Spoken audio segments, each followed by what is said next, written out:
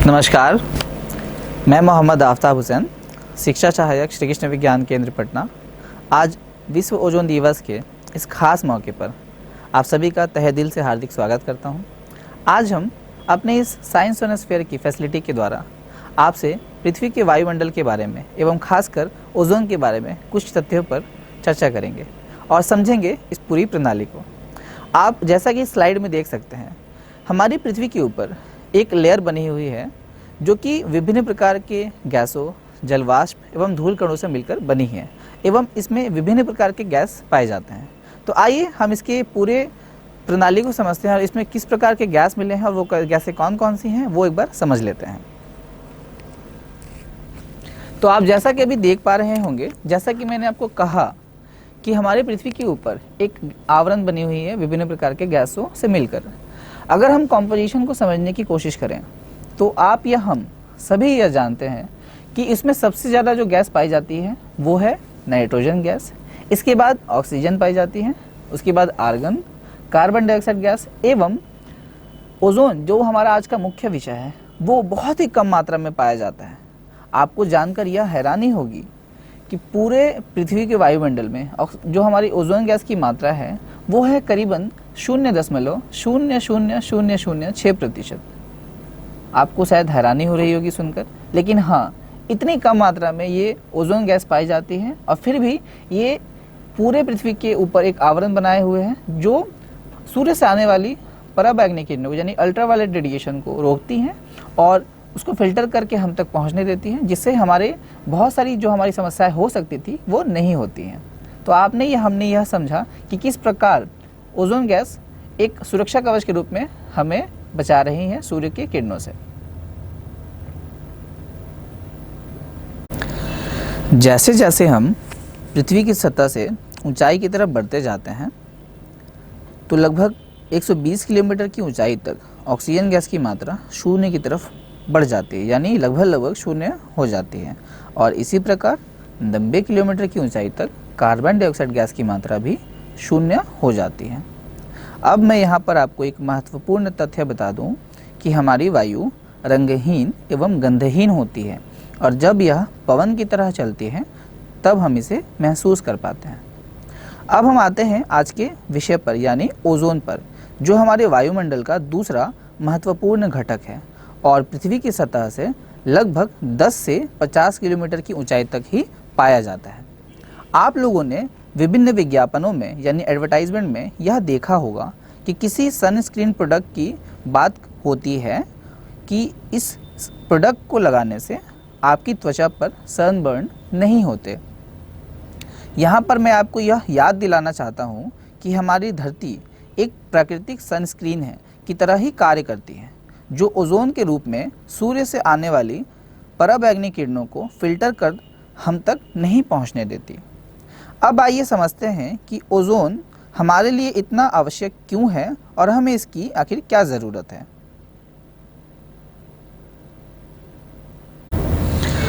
तो जैसा कि मैंने आपको बताया कि आइए समझते हैं कि ओजोन गैस की आखिर हमें क्या आवश्यकता है और हमारे लिए ये इतना ज़रूरी क्यों है।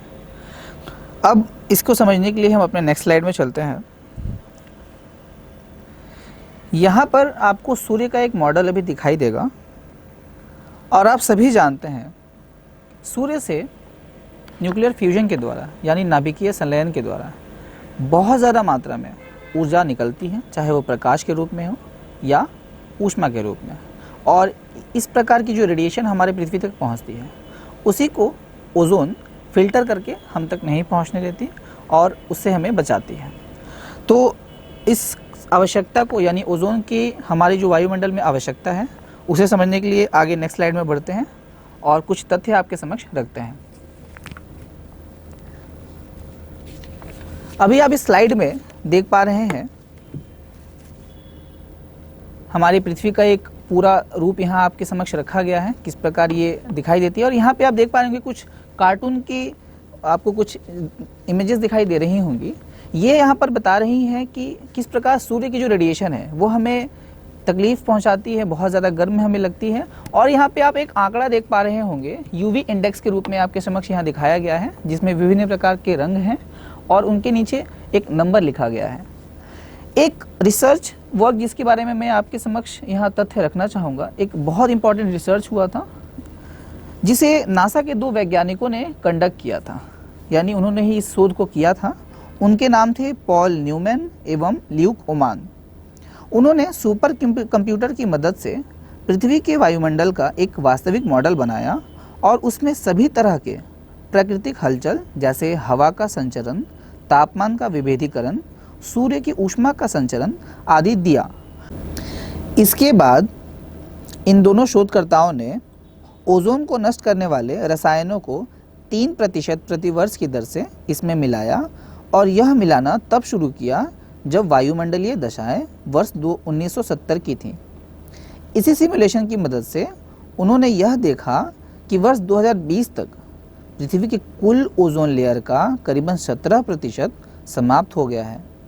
इसी सिमुलेशन की मदद से अल्ट्रावायलेट इंडेक्स का भी मापन किया गया और यह पाया गया कि इस दर से वर्ष 2040 तक अल्ट्रावायलेट इंडेक्स गर्म दिनों में 15 तक पहुंच जाता है। आपको यहाँ बता दें कि अल्ट्रावायलेट इंडेक्स 10 सबसे खतरनाक माना जाता है। वर्ष 2065 तक पृथ्वी के कुल ओजोन लेयर का 2/3 समाप्त हो जाएगा। इन दोनों शोधकर्ताओं ने इस प्रयोग का नाम द वर्ल्ड अवॉइडेड दिया और आप यहाँ पर इस स्क्रीन में भी इसी अल्ट्रावायलेट इंडेक्स के बारे में देख पा रहे होंगे। यहाँ आप देखिए, यहाँ पे ये यूवी इंडेक्स लिखा है और यह हमें ये बताता है कि सूर्य से आने वाली जो रेडिएशन है वो कितनी मात्रा में हमारी स्किन को प्रभाव डाल रही है। और आप जानते हैं कि ये रेडिएशन हमारे स्वास्थ्य के लिए या हमारे शरीर के लिए कितना खतरनाक होता है। विभिन्न प्रकार की स्किन बर्न या कैटरेक्ट या और भी विभिन्न प्रकार की समस्याएं हमें देखने को मिलती हैं। अब यहाँ पे आप अगर ध्यान से देखें तो अगर हम भारतवर्ष की बात करें तो आप देखेंगे कि समय के साथ साथ मैं एक बार आपको ये दिखाना चाहूँगा। आप देखिए, जैसे जैसे महीना चेंज हो रहा है, मंथ चेंज हो रहे हैं, उसी प्रकार इसके आंकड़े भी चेंज हो रहे हैं। आप देखिए, जैसे जैसे सूर्य की गर्मी अलग अलग जगहों पे पड़ रही है, उसी प्रकार यूवी इंडेक्स भी चेंज होता जा रहा है। तो ये कुछ इंपॉर्टेंट फैक्ट्स थे, कुछ तथ्य थे यूवी इंडेक्स से रिलेटेड, जो कहीं ना कहीं इस पूरे ओजोन लेयर से, इसके पूरे कार्य प्रणाली से जुड़े हुए हैं।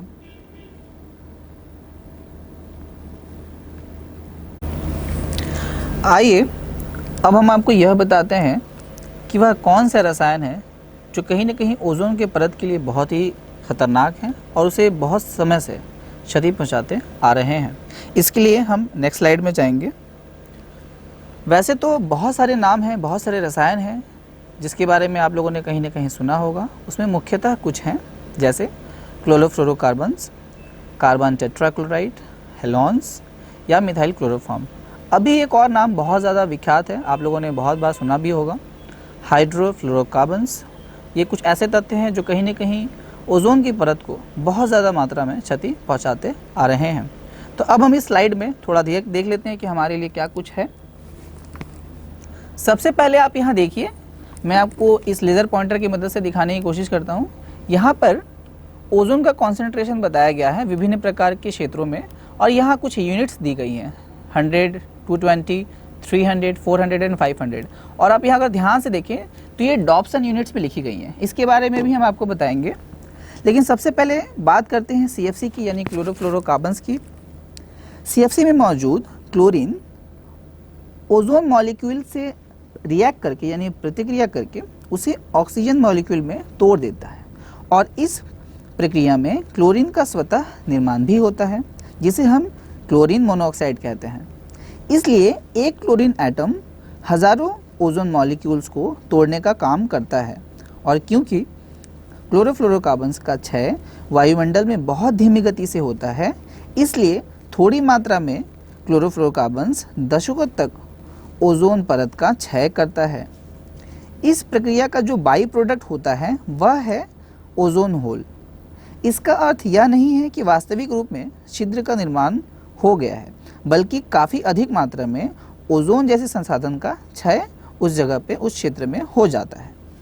अगर आप थोड़ा ध्यान से यहाँ देखें तो हम आपको भारतवर्ष को, यह हम एक काम करते हैं, हम आपको दक्षिणी पोल पर लेके चलते हैं और आपको दिखाने की कोशिश करते हैं अंटार्कटिक के आसपास ये जो लाल रंग आपको यहाँ थोड़ा बहुत दिखाई दे रहा होगा, ये यहाँ पे इस यूनिट को दिखाने की कोशिश कर रहा है। देखिए ये 100 से 220 के मध्य में ये जो लाल रंग यहाँ दिखाई दे रहा है थोड़ी मात्रा में, यह बता रहा है कि वहाँ पर ओजोन गैस की जो मात्रा है वो कितनी कम है। और मैं आपको यहाँ एक तथ्य बता दूँ, किसी भी क्षेत्र में जहाँ पे ओजोन का कॉन्सेंट्रेशन 220 डॉप्सन यूनिट से कम होता है, वहाँ पर हम यह मान लेते हैं कि ओजोन होल का निर्माण हुआ है। अब आपको हम बताते हैं इस डॉप्सन यूनिट के बारे में। वायुमंडल में उपलब्ध ओजोन को हम डॉप्सन यूनिट में मापते हैं, जैसा कि मैंने आपको बताया, और यह नाम एक ब्रिटिश वैज्ञानिक गॉर्डन डॉप्सन के नाम पर रखा गया था, जिन्होंने 1920 से लेकर 1930 के मध्य पृथ्वी पर आने वाली पराबैंगनी किरणों की जो डिफरेंट वेवलेंथ्स होती हैं उसके डिफरेंस को, उसके अंतर को उन्होंने मापा था। और अब हम आपको एक तथ्य के बारे में बताते हैं। यहाँ पर जो आप ओजोन कॉन्सेंट्रेशन देख रहे हैं पृथ्वी के विभिन्न भागों में, ये ओजोन कॉन्सेंट्रेशन को, जैसा कि हमने शुरू में बात की थी कि कहीं ना कहीं बहुत सारे ऐसे गैसेस हैं, बहुत सारे ऐसे रसायन हैं जो ओजोन गैस को, ओजोन की परत को बहुत ज़्यादा प्रभावित करते हैं। तो जैसा कि हमने आपको बताया कि किस प्रकार डॉप्सन यूनिट के द्वारा हम ओजोन के कॉन्सेंट्रेशन को मापते हैं, और पिछले स्लाइड्स में भी हमने आपसे बात की किस प्रकार क्लोरोफ्लोरोकार्बन या अन्य जो रसायन हैं वो कैसे ओजोन के लेयर को प्रभावित करते रहे हैं और डिप्लीशन में कितना वो इम्पॉर्टेंट रोल प्ले करते रहे हैं। और उसी को रोकने के लिए मॉन्ट्रियल पैक्ट को साइन किया गया था 1987 में, जो कि एक बहुत ही इम्पॉर्टेंट स्टेप था क्लाइमेट चेंज को रोकने में, और कहीं ना कहीं उससे बहुत हद तक फ़र्क हमने देखा क्लाइमेट चेंज को या ओजोन की जो डिप्लीशन रेट है उसको कम करने में। अब हम आगे बढ़ते हुए नेक्स्ट स्लाइड में चलते हैं और आपको कुछ इन्फॉर्मेशन और हम देते हैं। यहाँ पर आपको कुछ फैक्ट्स या कुछ इंपॉर्टेंट डेटाज मैं दिखाना चाहता हूँ।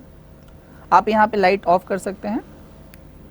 यहाँ पर अगर आप थोड़ा ध्यान से देखें तो यहाँ लो एवं हाई का अलग अलग रेंज दिखाया गया है। ये 100 डॉप्सन यूनिट लो रेंज में है और 500 डॉप्सन यूनिट हाई रेंज में। और आपको मैंने स्लाइड्स के बीच में भी बताया था कि 220 डॉप्सन यूनिट के नीचे जो भी रेंज जिस एरिया में भी पाई जाती है, वहाँ पर हम कहते हैं कि वहाँ ओजोन होल का निर्माण हो रहा है। तो अगर हम थोड़ा साउथ पोल की तरफ बढ़ें,